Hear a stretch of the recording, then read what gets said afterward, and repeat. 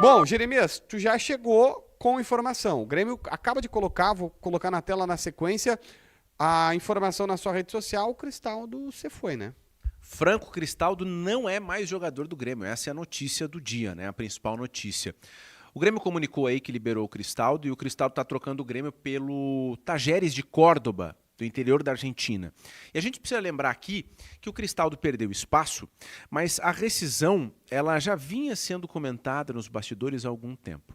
E é isso que está acontecendo. O Grêmio está rescindindo o contrato com o Cristaldo e ele vai assinar um contrato com o Tajeres, um contrato definitivo. Mas o Grêmio está rescindindo esse contrato que iria até dezembro. Tá? E ele vai assinar na Argentina exatamente pelo mesmo período, até o final de 2026. Então, Franco Cristaldo não é mais jogador do Grêmio.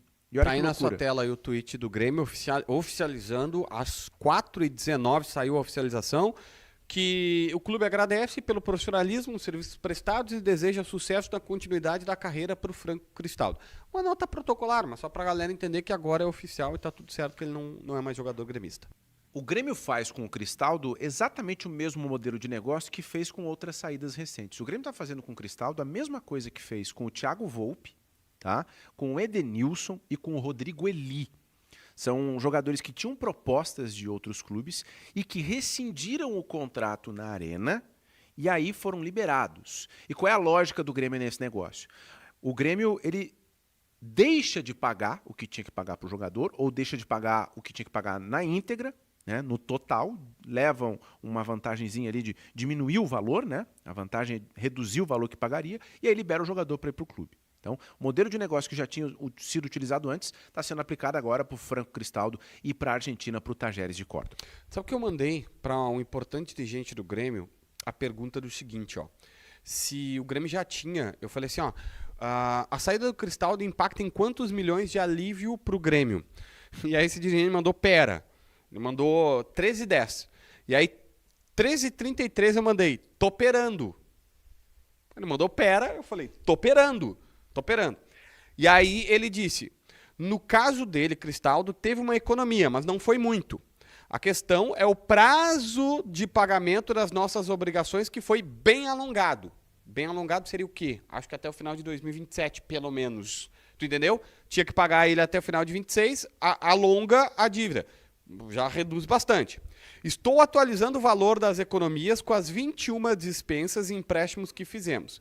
E aí a direção, vamos lá, vamos jogar limpo com a galera aqui. Na sequência, todos os repórteres vão começar a ter a mesma pauta. Olha, o Grêmio dispensou 21 jogadores e fez uma economia de 30 milhões de reais com isso, e isso impacta no fluxo de caixa do Grêmio em tantos milhões. Porque a própria direção do Grêmio está alimentando a imprensa corretamente para comunicar para o torcedor gremista o que está sendo feito na arena. Bom, ainda em relação à situação do Cristaldo especificamente, tá? O Cristaldo, ele teve primeiro um clube interessado que foi o Toronto FC. Faz umas 2, 3 semanas isso, né? Para mais até, né? Porque foi antes das férias do Jeremias e as férias foram longas, né?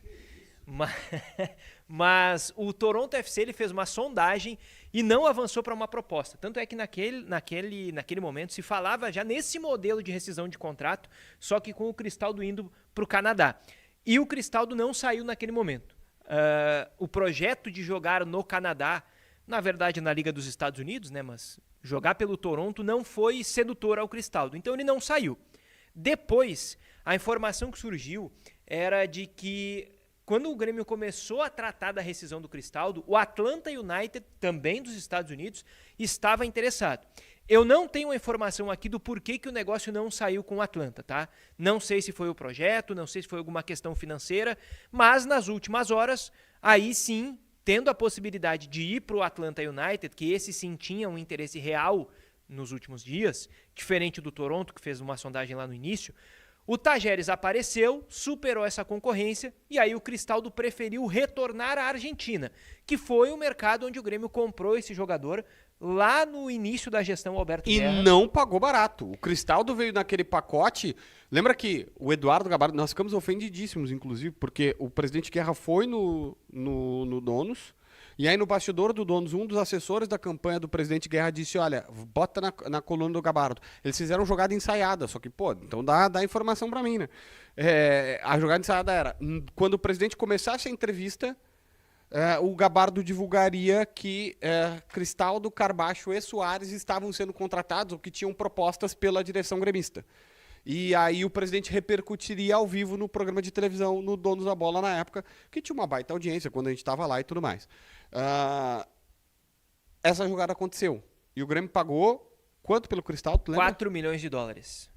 Talvez um pouquinho mais, tá? Mas eu vou arredondar em 4 milhões de dólares. Nessa monta. Que dava mais de 20 milhões de reais à época. E uns 3 milhões de dólares o Carbacho. Por e aí. o Soares por aí. veio de graça pelo salário. Porque naquele momento o Cristaldo tinha tido um destaque ali na reta final, nos principais jogos do segundo semestre, pelo menos, do campeonato argentino, então vinha valorizado. E aí, com o histórico de ter passado pelo Boca, enfim, o Grêmio pagou esse valor.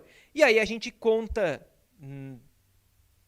na história do Cristaldo no Grêmio, que o Grêmio não vai reaver esse dinheiro, né? Pagou 4 milhões de dólares e está liberando o jogador de graça, pelo que a gente sabe, inclusive, não tem pelo menos nenhuma confirmação de que o Grêmio vá, por exemplo, manter percentual do Cristaldo nessa negociação, né? E essa informação que o JB deu, do dirigente do Grêmio, falando que vai alongar o prazo para pagar, ela faz muito sentido naquele contexto em que o Grêmio diz que 2026 é um ponto de estrangulamento da grana. O Grêmio tem muitas contas para pagar em 26, referentes a 24 e 25. Então, se o Grêmio faz um acordo com o Cristaldo para pagar até o final de 27 o que deveria pagar em 26, ele está ganhando fôlego, né? Então, faz bastante sentido nessa saída. E a situação do Cristaldo, ela vinha se deteriorando dentro do Grêmio há algum tempo. Tá? Ele chega no Grêmio 23, ele vai muito bem ao lado do Soares, ele é um dos destaques daquele Grêmio de 23.